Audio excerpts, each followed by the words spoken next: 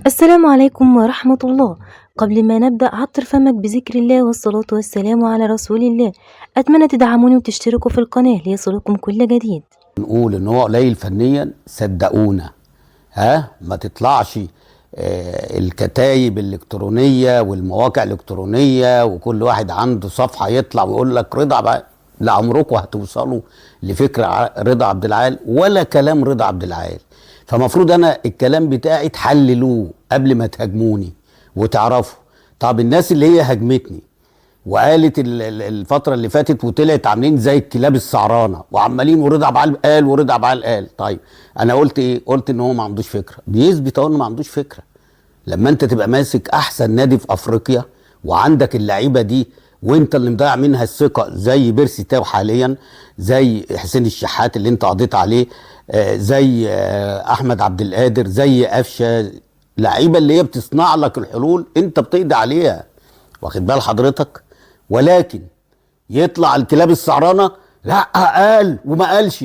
ده انتوا اللي بتكرهوا الاهلي. انتوا كده اللي بتكرهوا، انتوا اللي بتضللوا جماهير الاهلي عشان ما تعرفش اخطائه. ما انا الميزه اللي انا فيا اللي انا بقول لك على الاخطاء عشان تعالجها. بقول لك ده قليل فنيا، ده مفلس فنيا، بدليل ان انت السنه اللي فاتت كل اللي يكلم يقول لك السنه اللي فاتت 5 بطولات. خد الاثنين اللي خدهم بضربه حظ، ماتش الكاس اللي هو ماتش بيراميدز، لولا احمد الشناوي خرج الخروج الشنيع ده ما كانش هيكسب الكاس. واخد بالك؟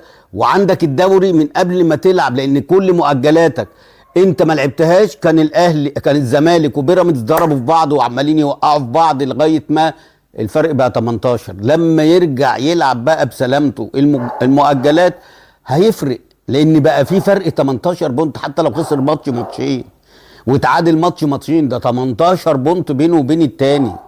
واخد بال حضرتك؟ فده الكلام اللي احنا كنا بنقول ايه؟ ان الراجل بيكسب بالصدفه. الراجل كان محظوظ السنه اللي فاتت، الزمالك وقع وبيراميدز وقع، ده في الدوري وفي الكاس. طيب لما تيجي بقى في افريقيا، ده انت تخرج من المباراه اللي هنا بتاعت سيبك بقى من ضربه الجزاء اللي هي كانت بتاعت لعيب الهلال، وسيبك ان انت وصلت بالصدفه، وسيبك ان انت في الماتش النهائي واحده في القائم ومصطفى شوبير مطلع 3 انفرادات. 3 انفرادات. واخد بال حضرتك؟ كنت خسرت من المباراه اللي هنا ورحت دخل فيك جون وما كانش ليك اي شك. كوره من ايه؟ بس عشان كنت بقى الحظ معاك.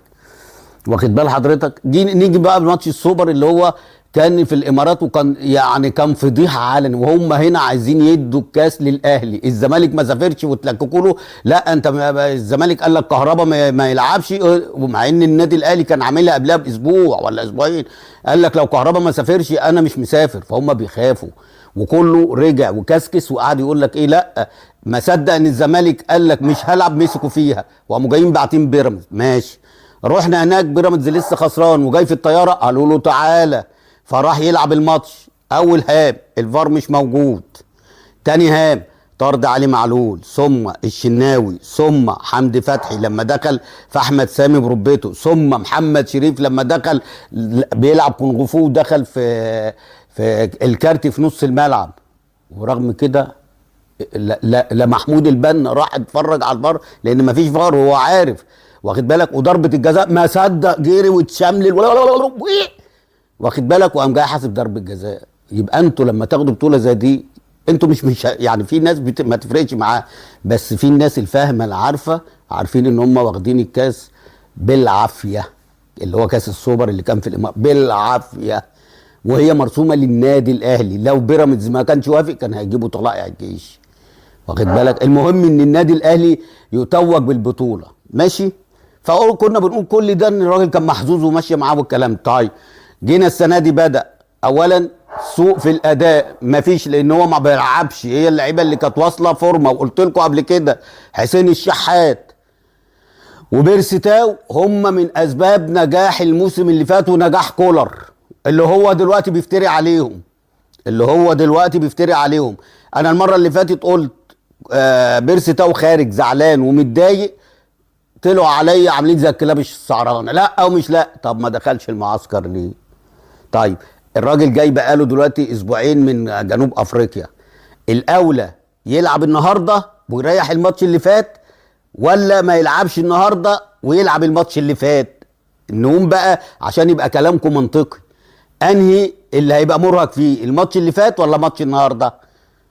هو كده كده مش مرهق، هو الراجل محترف ويلعب، لان بيروح لمنتخب بلده وبيرجع، وكنت بيرجع وبتلعبه عادي، واخد بالك؟ طب انت لما شوح لك في ماتش المقاولين، اما شوح لك في ماتش الجونه، واخد بال حضرتك؟ اما خرج عليك في الماتش الافريقي الاخير ده، مدميه ده ولا اسمها ايه، دمعه دي، واخد بالك؟ وكان ومسك فيه وقال لك لفظ يعني مصر كلها سمعته، طلعته بره السكور ليه؟ لان غلط.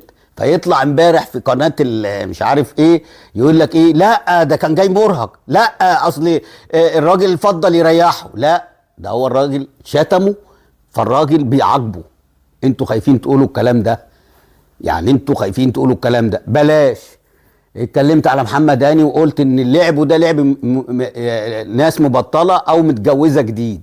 هو ده اللي بيحصل لما بيكون لعيب متجوز جديد، بيبان بصوره ان هو بيستخبى من الكوره، بيهرب من الكوره، مفيش ضغط، مفيش جري، مفيش اوفر، مفيش، بيبقى ايه، هو بيلعب بس مستخبي. فبقول له اللعب ده ما ينفعش يا ابني. يعني انا النهارده لما شفت اكرم توفيق، والله يا ابني انت اعلى من اكرم توفيق، وانا قلت الكلام ده في فيديو قبل كده. انت متكهرب ليه؟ انت بتشوف اكرم توفيق ركبك بتخبط في بعض، انت كوره اعلى منه. الحماس ده مش في كل الماتشات، يعني الحماس بتاع اكرم توفيق ده. طب النهارده اكرم توفيق عمل كام اوفر؟ ايه خطورته في الجبهه اليمين؟ فرقه واقفه بتدافع، عمل كام كروس؟ واخد بال حضرتك؟ الكوره مش فتوانا، احنا مش جايبين فريد شوقي يلعب، واخد بالك؟ لا، احنا الكوره دي فيها حاجه اسمها المتعه والفن، واخد بالك؟ والاثاره، وان يبقى موهوب، وان يبقى عنده حلول. كل ده لا تتوفر في اكرم. اكرم جامد بس مش في كل الماتشات. الكلام ده لما هلعب مع سان داونز ماشي، يخوف لعيبه سان داونز عشان يخش ويضغط والكلام ده، انما مع الفرق اللي زي دي عايزه لعيب الكوره بقى. فانت اللي مقصر في نفسك يا عم محمد. فانا لما جبت سيرتك المره اللي فاتت، طيب ما لعبوش ليه الراجل النهارده؟ عشان يكبسني، عشان يحرجني، عشان يقول ان انا ما بفهمش كوره وانا بلعبه اهو، واخد بالك؟ طلعوا ليه النهارده وما لعبوش ليه النهارده؟ يبقى مين السبب؟